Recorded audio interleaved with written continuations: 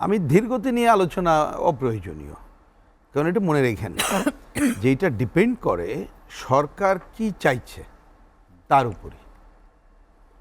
আপনি এই যে অর্থনীতির শ্বেতপত্র প্রকাশ কমিটি তারা রিপোর্টটা দিয়ে দিল না, এইটা তারা তো দ্রুততার সাথে দেবে, ওই জায়গায় কোনো হস্তক্ষেপ হয়নি, তারা দিয়ে দিতে পেরেছে। Double million offer Walton fridge কিনে পেতে পারেন 20 লক্ষ টাকা, রয়েছে কোটি কোটি টাকার নিশ্চিত উপহার।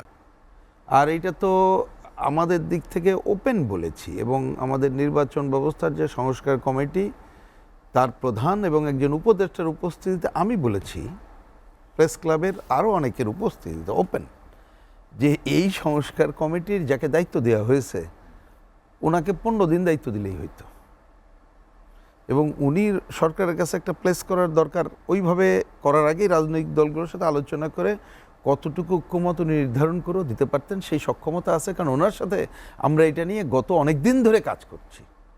কিন্তু এটা তো সম্ভব না, কারণ সরকারই বলছে যে ডিসেম্বর জানুয়ারি এর মধ্যেই তুমি রিপোর্টটা দিও, তারপরে দেওয়ার পরে যদি আরও সময় লাগে তাও দেবে, তখন রাজনৈতিক দলগুলোর সাথে আলোচনা করার কথা ওনারা হয়তো করবেন। তা এইটার কথা সহজ, যে এইগুলো নির্ভর করে অ্যাকচুয়ালি সরকার কি চাইছে তার উপরে। সুতরাং সরকার যদি দ্রুততার সাথে কোনো বিষয় চাইতো তাহলে এরা দ্রুত দিতে পারতো। সুতরাং আমি তাদের ধীরগতি নিয়ে নতুন আলোচনা করার দরকার নেই, কিন্তু আমি আলোচনাটা এইটা করতে চাই। দেখেন, আপনি আননেসেসারি সংস্কারটা, আমি জানি না এক সময় মনে আছে কি না, 11-11 সময় সংস্কার কিন্তু একটা কি বলবো যে নেগেটিভ পজিশনে পরিণত হয়েছিল। এখন এই সংস্কারটা যদি এই অন্তর্বর্তীকালীন সরকার তার যে দায়িত্ব, অধিকাংশ জনগণ, যেমন আমি অধিকাংশ জনগণ মিন করছি, মনে করে সেই কাজটা না করে ওনারা এখন যেভাবে চলছে, তাহলে আমি জানি না ভবিষ্যতে এইটাকে একটা ভুল মেসেজ হিসাবে যাবে বলে আমার ধারণা। প্রসঙ্গক্রমে বলি, হ্যাঁ নিশ্চয়ই সংস্কার তো প্রতি মুহূর্তের কাজ করেই আগাইতে হয়, এটা ব্যক্তি জীবন, প্রতিষ্ঠান, সব কিছুতে হয়। আরে ভাই, প্রথমে আপনি যদি মিনিমাম বিবেচনা থাকতো যে জনগণের কল্যাণে কাজ করবেন, তাহলে আমি এইখান থেকে আজকেও বলছি, এই কথা অনেকদিন ধরে বলছি, অন্য কাজ বাদ দিয়ে কালকে সকালেই আপনি আপনার পরিষদকে ডেকে বলেন যে আমি কালকে 72 ঘন্টার মধ্যে বা 48 ঘন্টার মধ্যে বাজার ব্যবস্থা সংস্কারের করণীয়কে শুনতে চাই। উনি না পারেন রাজনৈতিক দলগুলোকে ডাকুক, আমরা সম্ভাব্য বলবো। তারপরে উনি ভূমিকা নেই, উনি বাজার ব্যবস্থা সংস্কারে হাতই দিলেন না। উনি আগের দীর্ঘদিনে যে ধারা ছিল বিগত আমল, সেই ধারায় তিনি বাজার ব্যবস্থা নিয়ন্ত্রণ বা তথাকথিত যেটা করতে চাইছেন, তার ফল যা হয় তাই হচ্ছে। তাহলে জনজীবনের শান্তি আসবে কোত্থেকে? সুতরাং আসার তো কোনো কারণ নেই। তাহলে যে কাজটা করা দরকার দ্রুততার সাথে, সেই কাজটাই তো করছেন না। এটা হচ্ছে ব্যাপার।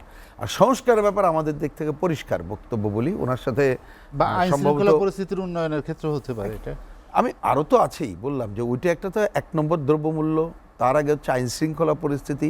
এখনও পর্যন্ত আপনি গ্রাম অঞ্চল টঞ্চল ওইসবে জায়গায় গেলে তেমন ভয়াবহ পরিস্থিতি, ওই আলোচনা করলে আলোচনার একটা অন্য ধরনের জায়গায় যাবে। আপনি এখনও পর্যন্ত আমাদের বিভিন্ন গরিব মানুষ, ধর্মীয় সংখ্যালঘু, জাতিগত সংখ্যালঘু, তারা তো নিজেরা মানে নিরাপত্তাহীন মনে করছেন, তাহলে সেইটাও তো আপনি উইনওভার করতে পারেন নাই। আপনি মানুষ শান্তিতে নাই, সেটাও তো উইনওভার করতে পারলেন না। যে কাজটা দরকার ছিল, কাজ তারা করছে না, আমি তা বলছি না। হ্যাঁ, ইতিমধ্যে কতগুলো আপনি ধরেন এই যে একটা সংস্কার কমিটির শ্বেতপত্র প্রকাশ হয়েছে, টাকা এখন বিদেশে পাচার হচ্ছে কিনা আমরা খবর ভালো বলতে পারি না, কিন্তু শেয়ার বাজারে নিয়ে কথা আসছে, এগুলো ওপেন করা দরকার, জিনিসগুলো এইটা আছে।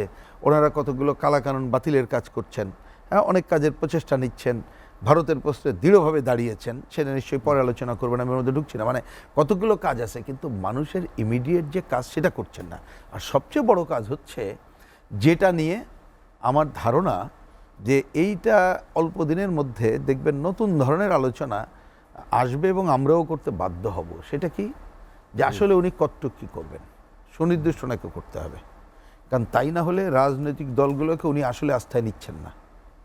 আমি দায়িত্ব নিয়ে কথাটা বলবো, আপনি পরের প্রশ্ন ইন্ডিয়া নিয়ে যে মিটিং ডাকছে তাতে বলতে পারেন, তাতে কিন্তু আস্থায় নেওয়া হয় না, কারণ মূল কাজ হচ্ছে না। উনি যখন যে সংকট আসছে সেই সংকটে ইস্যুভিত্তিক আলোচনা করছেন, সেটাও জরুরি, প্রয়োজন আছে, ওটা নিয়ে আপত্তি করছে না, কিন্তু আসল কাজটা যেটা আস্থায় নিয়ে করে সেটা করছে না। তাহলে ওনাকে পরিষ্কার বলতে হবে উনি কাদেরকে আস্থায় নিয়ে করছেন, যাদেরকে মাস্টার মাইন্ড বলছেন, উনি কি বাটন টেপার কথা বলছেন, আবার ছাত্রদের সাথে কথা বলার নামে এক অংশ কেটে বসলেন, সেইখানেও যেটা বললেন, আজকে আরও যে কথাগুলো বললেন, তা সেইটা তো কি বলবো, অধিকাংশ রাজনৈতিক দল এবং আমি বলবো অধিকাংশ জনগণ তো তার সাথে একমত না।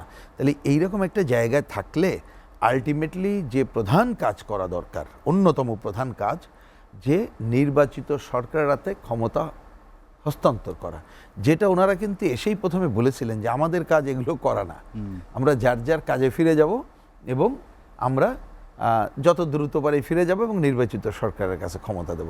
মাঝে উনি বললেন ওনাদের নাকি উপদেষ্টা পরিষদের সবাই দুরবস্থায় আছে, কারণ এইখান থেকে যে বেতন পান তাতে নাকি ছেলে মেয়ের লেখাপড়া এবং অন্য জায়গায় তারা দিতে পারছেন না, এই জন্য তারাও চলে যেতে চান।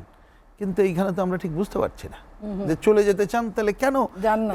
ওনাকে তো কালকে আমরা চলে যেতে বলছি না, যতটুকু কাজ করা দরকার এটা মনে রাখতে হবে। এইটা আবার ভুল বোঝাবুঝির ব্যাপার নেই। আমরা কিন্তু ওনাকে লিখিতও বলেছিলাম যে একটা সুষ্ঠু গ্রহণযোগ্য নির্বাচনের জন্য যেখানে যে সংস্কার করা দরকার দ্রুততার সাথে সেই কাজ করেন। 2 হচ্ছে বাংলাদেশে বহু প্রতিষ্ঠান বিগত দিনের এই স্বৈরাচারী শাসকদের আমলে এগুলো ধ্বংস হয়ে গেছে, প্রতিষ্ঠান গড়ে তুলতে হবে। তা তার জন্য কী কী রিকমেন্ডেশন করা যায় ঐক্যমতের ভিত্তিতে সেটা করেন। ঐক্যমতের ভিত্তিতে করলে কিন্তু এটা কাজ করা যাবে না তা না। এই প্রসঙ্গক্রমে না বলে পারছি না। আপনি যদি বলেন, দেখেন এই যে 90-এর পর যে 3 জোটের রূপরেখা হয়েছিল, ওইখানে কিন্তু প্রফেসর রেহমান সুবহান স্যারের নেতৃত্বে টাস্কফোর্স গঠন করা হয়েছিল। এখনকার প্রধান উপদেষ্টা তিনিও কিন্তু এই টাস্কফোর্সের একটা দায়িত্বপ্রাপ্ত ছিলেন। তো ওই নথিপত্র বুঝলাম যে রাজনৈতিক দলগুলো উল্টায়নি, তো ওনারা উল্টাইলেই তো অনেক কিছু পাবেন ওনাদের। উনি যে সিপিডির নিয়ে অনেক ভালো কথা বললেন, তা সিপিডিরই তো অনেক গবেষণা আছে, সেইটা করলেও তো অনেক ভালো কাজ হয়। তাহলে মানে আপনি ইচ্ছা থাকলে কিন্তু উল্টায় দেখতে পারেন। দেখুন, বোঝার জন্য বলি যে নির্বাচন কমিশন এত মানে সব যেন কি কি করছে অনেক কিছু। তা আমরা যেমন প্রথমে একদিন বললাম যে ভাই আপনি যে এত খুঁজতে চাইতেছেন, এ তো খোঁজার দরকার নেই। আপনার কাছে ফাইলে এগুলো আছে, পুরনো আমলে কোন দলের কী ভাষ্য, ফাইলে না থাকলে আপনি নির্বাচন কমিশনে যান, বিভিন্ন দলগুলোর দেয়া আছে। আপনি তা না যদি যান, দেখবেন তার আগে রাষ্ট্রপতির সাথে যখন দেখা করেছিলাম প্রায় সব রাজনৈতিক দল তার কাছেও কিন্তু আছে। তা এখন ফাইল উল্টাবেন না, আপনি আজকে এইটা দেখা, মিডিয়ার সামনে দেখা, এগুলো তো কালক্ষেপণ ছাড়া আর কিছু না। তা সুতরাং এই কালক্ষেপণ আসলেই এটা খুব ভালো কাজ না, জেনুইন কাজের জন্যে। ওই যে বললাম, আপনি বাজার ব্যবস্থার সংস্কার আপনি ভূমিকা নিচ্ছেন, আপনি আইন শৃঙ্খলা পরিস্থিতির ভূমিকা নিচ্ছেন, আপনি নির্বাচন কমিশন নিয়োগ দিয়েছেন, কিন্তু সেইটা নিয়ে কিভাবে করা যায় সেইটার জন্য আপনি প্র্যাকটিক্যাল যা যথাযথ প্রয়োজন সেই আলোচনা করছেন। তাতে যদি সময় যায় কোনো অসুবিধা নেই, কেউ কিন্তু আপত্তি করবে না। কিন্তু আপনি দেখছেন দৃশ্যত যে কাজগুলো দেখা দরকার ওইভাবে জনগণের সামনে কিন্তু দৃশ্যমান বেশি কাজ হচ্ছে বলে আমার কাছে মনে হচ্ছে না।